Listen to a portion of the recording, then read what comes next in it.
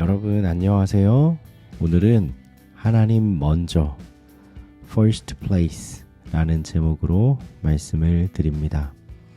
기억절 말씀 다니엘 6장 10절 말씀입니다.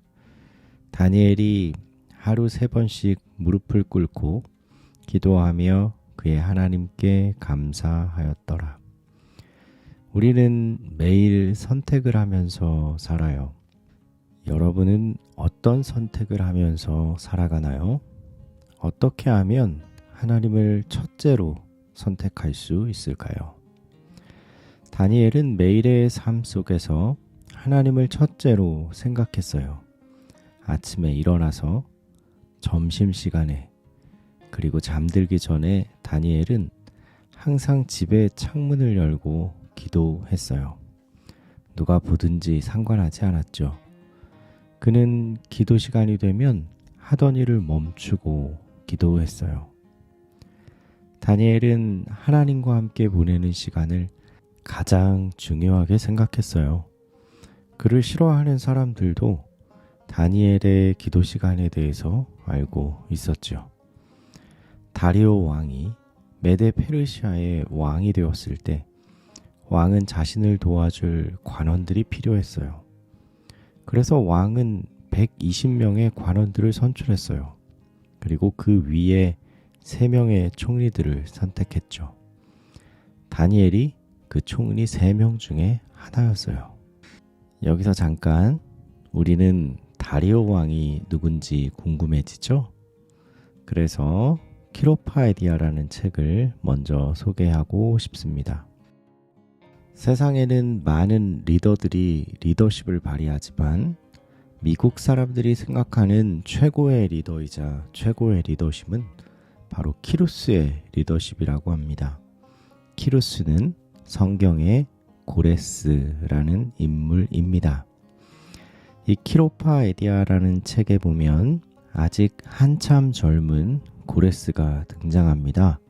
그리고 그의 삼촌 사악사레스가 함께 등장하죠. 사악사레스는 이미 수만 명의 군인들을 보유하고 있었어요. 그러나 시악사레스는 자신이 가진 영토를 넓히려고 하기보다는 그저 가진 것에 만족하고 또 자기 것을 지키는 것에 집중하고 있었죠. 그런 시악사레스를 고레스가 설득하기 시작합니다. 여기서부터 그의 리더십이 시작돼요. 고레스는 그의 외삼촌에게 삼촌, 나에게 병력을 빌려주시면 제가 삼촌의 적국을 이러이러한 전략으로 무찌르고 무너뜨린 다음에 그 빼앗은 영토의 대부분을 외삼촌께 드리겠습니다. 저에게는 그에 합당한 것만 주시면 됩니다. 라고 하면서 그를 설득하기 시작하죠. 책에서는 이 고레스에 대해서 아름답고 또 용맹스럽고 위엄이 있는 젊은 소년이었다라고 묘사하고 있습니다. 그런데 이 고레스가 외삼촌의 군인들을 이끌고 전쟁에 나가서 크게 승리하고 돌아옵니다. 전쟁 중에 보여주었던 그의 용기와 대담함, 그리고 그의 공평하게 했던 처사는 자신을 따르는 동료 군인들뿐만 아니라 외삼촌의 군인들에게도 큰 감동을 주었고, 특별히 전쟁에서 승리한 후에 패배한 적국의 왕이었지만 그에게 보여주었던 예의, 그리고 그를 존귀되어줬던 그의 태도는 오히려 적국에서 큰 칭찬을 받게 됩니다. 그리고 많은 사람들이 이 고레스에게 은혜를 입었다고 생각하게 됐고, 그 은혜를 언젠가는 갚겠노라고 모두 맹세하게 되죠. 고레스는 전쟁에서 승리한 후에 그의 외삼촌에게 약속한 대로 대부분의 전리품과 땅을 넘겨줍니다. 그러나 고레스는 그것을 아까워하지 않았어요. 왜냐하면 외삼촌이 얻은 것보다 더 크고 더 위대한 사람들의 마음을 얻었기 때문이죠. 고레스는 당시 세계를 지배하던 바벨론을 무너뜨린 후에 당연히 왕이 되어야 함에도 불구하고 겸손히 그 자리를 사양하고 자신의 외삼촌인 시악사레스에게 왕의 자리를 양보합니다. 그렇게 고레스는 바벨론을 지배하고 키악사레스, 그러니까 다리오 왕은 페르시아의 130도를 다스리게 됩니다. 총리 셋을 세웠던 다리오 왕은 얼마 지나지 않아 다니엘을 다른 두 총리보다 더 위에 있는 자리를 주었어요. 왜냐하면 다니엘이 이를 매우 잘했거든요. 그러자 총리들이 질투하기 시작했어요. 질투가 점점 심해지자 그들은 다니엘을 고소할 거리들을 찾기 시작했어요. 다니엘은 충성스럽고 믿음직스러워. 전혀 빈틈이 없다고. 저기를 봐. 지금 기도하고 있어. 아, 바로 저거야. 자자, 내 말을 들어봐. 총리들은 서둘러 다리오 왕에게 달려갔어요. 오, 위대한 왕이시여. 당신에게 영광을 돌릴 수 있는 계획을 준비했습니다. 앞으로 30일 동안 모든 사람들이 오직 왕에게만 기도하고 예배드리는 법을 만들었으면 좋겠습니다.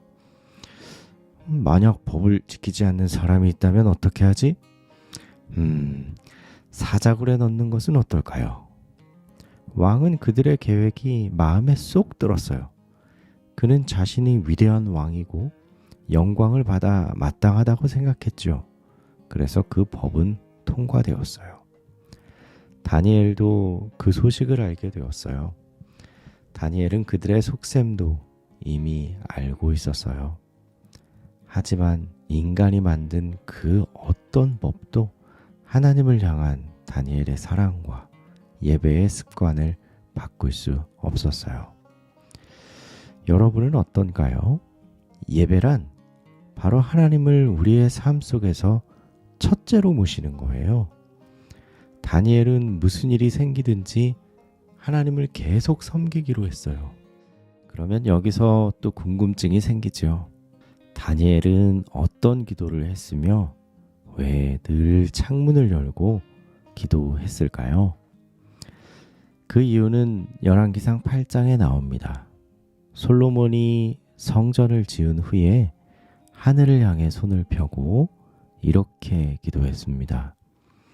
자기를 사로잡아간 적국의 땅에서 온 마음과 온 뜻으로 주께 돌아와서 주께서 그들의 조상들에게 주신 땅, 곧 주께서 택하신 성읍과 내가 주의 이름을 위하여 건축한 성전 있는 쪽을 향하여 주께 기도하거든. 주는 계신 곳 하늘에서 그들의 기도와 간구를 들으시고 그들의 일을 돌아보시오며 주께 범죄한 백성을 용서하시며 주께 범한 그 모든 허물을 사하시고 그들을 사로잡아간 자 앞에서 그들로 불쌍히 여김을 얻게 하사 그 사람들로 그들을 불쌍히 여기게 하옵소서. 다니엘은 이 하나님의 약속 때문에 늘 예루살렘 성전을 향하여 창문을 열고 하나님께 기도드렸던 것입니다. 특별히 예레미야 29장 10절에는 여호와께서 이와 같이 말씀하시니라. 바벨론에서 70년이 차면 내가 너희를 돌보고 나의 선한 말을 너희에게 성취하여 너희를 이곳으로 돌아오게 하리라. 다니엘이 10대 혹은 20대 어릴 때에 바벨론으로 포로로 끌려갔어요. 그리고 이제 70년이란 세월이 지났죠. 드디어 하나님께서 선지자 예레미야를 통하여 말씀하셨던 70년이 되어가고 있었어요. 그러니 다니엘은 더욱 더 예루살렘을 향하여 창문을 열고 기도할 수밖에 없었던 것이죠. 여러분도 하나님을 모든 일에 첫째로 모시고 그분께 예배를 드리겠습니까? 아무것도 하나님께 예배드리는 일을 막지 못하도록 결심하시겠습니까? 생활 속에서 하나님을 첫째로 모시는 것, 그것이 바로 하나님을 섬기는 거예요.